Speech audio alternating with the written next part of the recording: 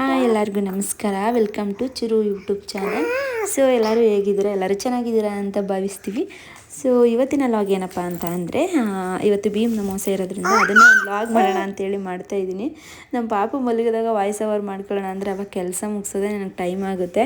ಇವಾಗ ಪಕ್ಕದರ ಇಲ್ಲದ್ರೆ ಸ್ವಲ್ಪ ಅವರು ಸೌಂಡ್ ಆಗ್ತಾ ಇದ್ದಾರೆ. ಸೊ ಯಾರೂ ತಪ್ಪು ತಿಳ್ಕೊಬೇಡಿ, ಸ್ವಲ್ಪ ಡಿಸ್ಟರ್ಬೆನ್ಸ್ ಅನಿಸಿದರೆ. ನಮಗೆ ಈ ಭೀಮ್ ಅಮಾವಾಸ್ಯೆ ಬಂದು ನಮ್ಮ ಪಾಪು ಇದ್ದಾಳೆ ಜೊತೆಲಿ, ಅದೇ ಒಂದು ಸೆಲೆಬ್ರೇಷನ್ ಅಂತ ಹೇಳ್ಬಿಟ್ಟು ಲಾಗ್ ಮಾಡೋಣ ಅಂಥೇಳಿ ಮಾಡ್ತಾಯಿದ್ದೀನಿ.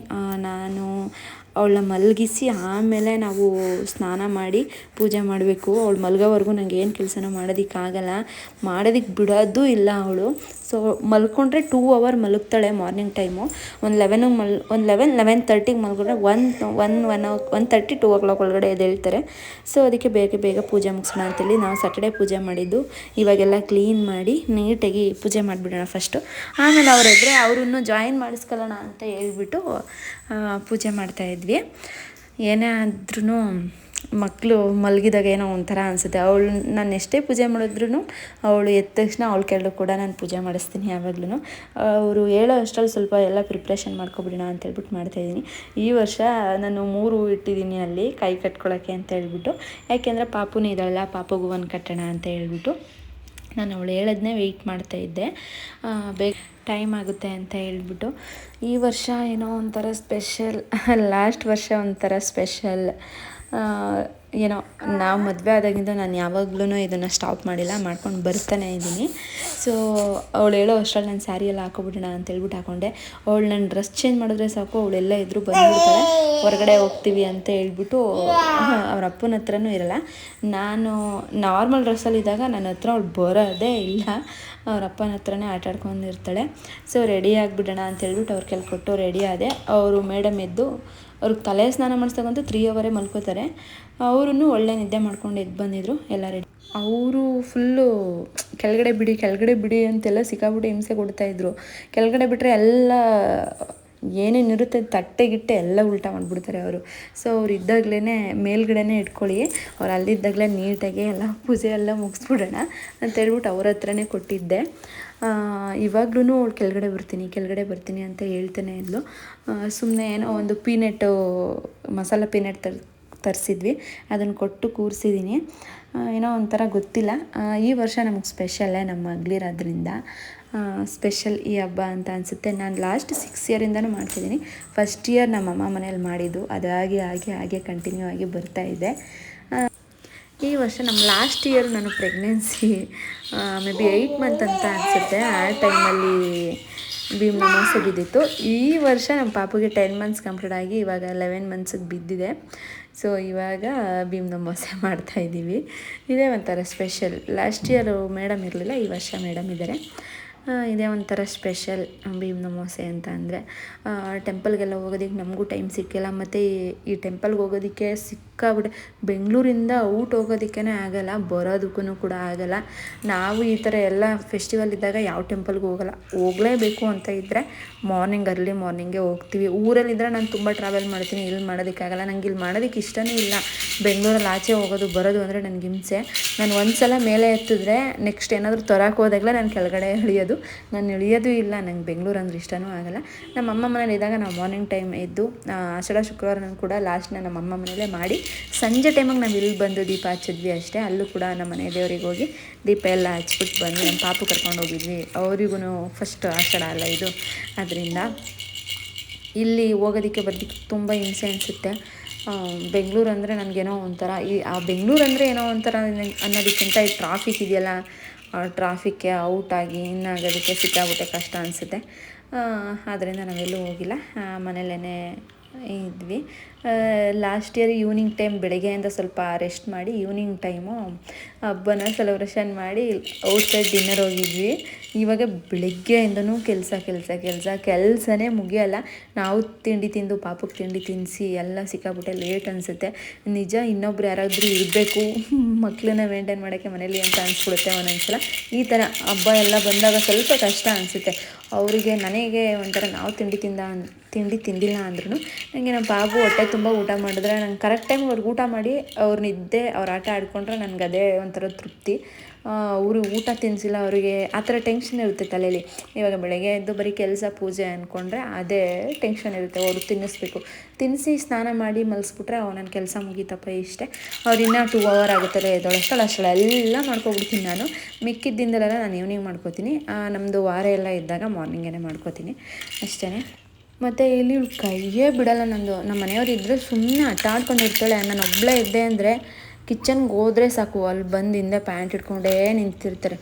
ಹೆಜ್ಜೆನ ಇನ್ನೊಂದು ಕಡೆ ಕಿತ್ತಿಡೋಕ್ಕೂ ಆಗೋಲ್ಲ, ಅಷ್ಟು ಹಿಂಸೆ ಕೊಟ್ಟಾಕ್ಬಿಡ್ತಾರೆ ನನಗೆ ಉಳಿದಾಗ ಕಿಚನ್ಗೆ ಹೋಗೋಕ್ಕೆ ಭಯ. ನಾನು ಚಾಪೆ ಆಡ್ಸ್ಕೊಂಡು ಸುಮ್ಮನೆ ಕೂತ್ಬಿಡ್ತೀನಿ. ಆಟ ಆಡ್ತಾ ಇರ್ತಾರೆ ಯಾಮಾರಿಸಿ. ಆಮೇಲೆ ನಾನು ಹೋಗಿ ಅಡುಗೆ ಮಾಡ್ಕೋತೀನಿ. ನಾನೇನಾದ್ರು ಊಟ ತಿನ್ನಬೇಕಾದ್ರೆ ಅವ್ರಿಗೆ ಸ್ವಲ್ಪ ಒಂದು ಬೌಲ್ಗೆ ಏನಾರು ಕೊಟ್ಟರೆ ಸುಮ್ಮನೆ ತಿಂತಾ ಇರ್ತಾರೆ. ಆಮೇಲೆ ಅವ್ರಿಗೂ ತಿನ್ನಿಸ್ತೀನಿ. ಸ್ವಲ್ಪ ಟಫ್ ಈ ಸಲ ಏನೇ ಹಬ್ಬ ಮಾಡಬೇಕಾದ್ರೂ. ಮಕ್ಕಳು ಇನ್ನೂ ಚಿಕ್ಕವರಿದ್ದಾಗ ಸ್ವಲ್ಪ ಕಷ್ಟ ಅನಿಸುತ್ತೆ. ಸ್ವಲ್ಪ ದೊಡ್ಡವರಾದ್ಮೇಲೆ ಅವರಿಗೆ ಅರ್ಥ ಆಗುತ್ತಲ್ಲ. ಅರ್ಥ ಆಗಿಲ್ಲ ಅಂದರೂ ಸ್ವಲ್ಪ ದೊಡ್ಡವರಾದಾಗ ಮೇಂಟೈನ್ ಮಾಡ್ಬೋದು. ಅದು ಮುಟ್ಬೇಡಿ ಇದು ಮುಟ್ಬೇಡಿ ಅಂತ. ಪಾಪ ಇವಾಗ ಅವ್ರಿಗೆ ಗೊತ್ತಾಗಲ್ಲ. ನಾನು ದೀಪ ಹಚ್ಚಿಟ್ಟು ಈ ಕಡೆ ಬಂದಿದ್ದೀನಿ, ದೇವ್ರ ಮನೆಗೆ ಹೋಗಿ ದೀಪನೇ ಹಿಡ್ಕೊತಾ ಇದ್ದಾರೆ. ಇನ್ನೊಂದು ಸ್ವಲ್ಪ ನಾನು ಹೋಗಿಲ್ಲ ಅಂತ ಅಂದರೆ ಫುಲ್ಲು ಕೈಯೆಲ್ಲ ಸುಟ್ಕೊಂಡು ಬಿಡೋಳು. ಜಸ್ಟು ಹೋದೆ, ಅದೇ ಕರೆಕ್ಟಾಗಿ ಹೋದೆ, ಗಂಧದ ಕಡ್ಡಿಯಿಂದ ಮುಂದೆ ಕೈ ಹಾಕಿದ್ರು ಅಷ್ಟರಲ್ಲಿ ನಾನು ಒಳಗಡೆ ಹೋದೆ. ಆಮೇಲೆ ಆಚೆ ಕಡೆ ಎತ್ಕೊಂಡ್ಬಂದೆ. ಫಸ್ಟು ನಮ್ಮ ಮನೇಲಿ ದೇವ್ರ ಮನೆ ಯಾವಾಗಲೂ ಓಪನ್ ಇರ್ತಿತ್ತು. ಇವಾಗ ನಂಗೆ ದೇವ್ರ ಮನೆ ಡೋರೇ ಕ್ಲೋಸ್ ಯಾವಾಗ್ಲೂ. ಬಿಟ್ಟರೆ ಸಾಕು ದೇವ್ರ ಮನೆಗೆ ಹೋಗ್ತಾರೆ, ಆಚೆ ಕಡೆ ಹೋಗಲ್ಲ, ದೇವ್ರ ಮನೆಗೆ ಹೋಗ್ತಾರೆ. ಇಲ್ಲ ಆಚೆ ಕಡೆ ಜಾಸ್ತಿ ಹೋಗಲ್ಲ, ಬಾಲ್ಕನಿ ಇರೋದ್ರಿಂದ ಬಾಲ್ಕನಿಗೆ ಹೋಗಿ ಕೂರ್ತಾರೆ ಇವಾಗ. ಇಷ್ಟೇ ಅವ್ರದ್ದು ಪ್ರಾಬ್ಲಮ್ಸ್ ಇರೋದು. ನನಗೆ ಇನ್ನೇನು ಪ್ರಾಬ್ಲಮ್ಸ್ ಇಲ್ಲ. ಸೊ ಬೇರೆ ಕಡೆಯಿಂದ ಟ್ರಾವೆಲೆಲ್ಲ ಮಾಡ್ಕೊಂಡು ಬಂದಾಗ ಸ್ವಲ್ಪ ಕಷ್ಟ ಅನಿಸುತ್ತೆ. ನಾವು ಹಿಂದಿನ ದಿನ 3 days ಚಿಕ್ಕಮಂಗ್ಳೂರು ಟ್ರಿಪ್ ಹೋಗಿದ್ವಿ. ನನ್ನ ಮಗಳಿಗೆ ಚಿಕ್ಕಮಂಗ್ಳೂರು ತೋರಿಸ್ಬೇಕಂತ ತುಂಬ ಆಸೆ ಇತ್ತು. ಅದಕ್ಕೆ ಅವ್ರನ್ನ ಕರ್ಕೊಂಡು ಮಾನ್ಸೂನ್ ಟೈಮಲ್ಲಿ ಕರ್ಕೊಂಡು ಹೋಗಬೇಕು ಅಂತ ತುಂಬ ಅಂದರೆ ತುಂಬ ಆಸೆ ಇತ್ತು. ನಾವಂತೂ ಚಿಕ್ಕದ್ರಲ್ಲೆಲ್ಲ ಟ್ರಿಪ್ ಅದು ಇದು ಅಂತ ನೋಡಿಲ್ಲ, ಬಟ್ ಇವಳು ಚಿಕ್ಕವಳಿಂದನೇ ನೋಡಬೇಕು ಅನ್ನೋದು ನನ್ನ ಆಸೆ. ನಮಗೇನು ಸಿಕ್ಕಿಲ್ವೋ ಅದು ಟ್ರಿಪ್ಪಲ್ಲಿ ಸಿಗಬೇಕು ಇವಳಿಗೆ ಅನ್ನೋದೇ ನನ್ನ ಆಸೆ.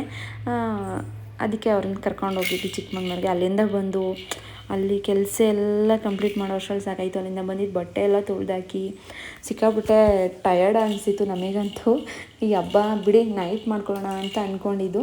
ನೈಟ್ ಕೂಡ ಇವ್ರನ್ನ ಇಟ್ಕೊಂಡು ಮಾಡೋಕ್ಕಾಗಲ್ಲ ಅಂತ ಹೇಳ್ಬಿಟ್ಟು ಮಧ್ಯಾಹ್ನನೇ ಮಾಡಿದ್ವಿ. ನಾನು ಮಾನ್ಸೂನ್ ಟೈಮಲ್ಲಿ ಇವ್ರನ್ನ ಕರ್ಕೊಂಡು ಹೋಗಿರೋದ್ರ ವೀಡಿಯೋ ಎಲ್ಲ ಮಾಡಿದ್ದೀನಿ, ಅದನ್ನು ಕೂಡ ಅಪ್ಲೋಡ್ ಮಾಡ್ತೀನಿ.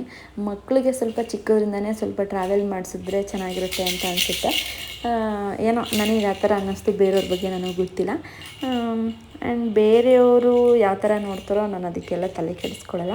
ಬಟ್ ಅವರು ಚಿಕ್ಕದ್ರಿಂದನೇ ಎಲ್ಲ ಎಂಜಾಯ್ ಮಾಡಬೇಕು ಅನ್ನೋದು ನನ್ನ ಆಸೆ.